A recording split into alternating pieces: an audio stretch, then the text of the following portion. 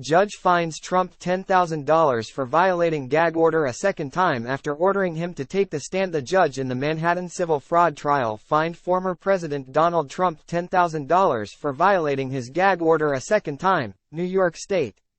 Supreme Court Judge Arthur Engoron had Trump answer for a statement he made during a mid-morning break to the media, blasting the judge for being biased against him. "If we had a jury, it would have been fair, at least, even if it was a somewhat negative jury, because no negative jury would vote against me," Trump said. "But this judge will, because this judge is a very partisan judge, with a person who's very partisan sitting alongside of him, perhaps even much more partisan than he is."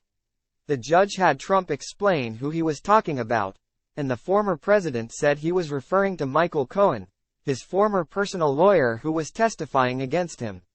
Engoron told Trump he didn't believe him and instead accused him of criticizing the judge's court clerk. "I think I've said this before, but the idea, the statement of referring to the witness as someone sitting alongside me doesn't make sense to me," the judge said, referring to Cohen. Engoron had previously fined Trump $5,000 after he warned the former president against criticizing his head court clerk. Trump posted a photograph of the woman standing next to Democrat Senator Majority Leader Chuck Schumer of New York.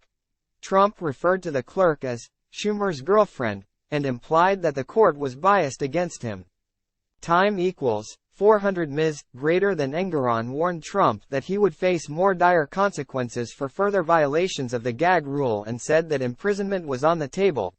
"Personal attacks on members of my court staff are not appropriate and I will not tolerate it under any circumstance," Engoron said when he ordered the gag rule. The civil lawsuit was filed by New York Attorney General Letitia James against the former president, his two sons, and the Trump Organization.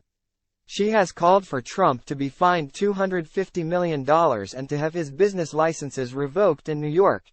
Engoron previously ruled in September that Trump did commit fraud in one of the 7 charges, but an appellate court issued a stay against the dissolution of Trump's business's licenses.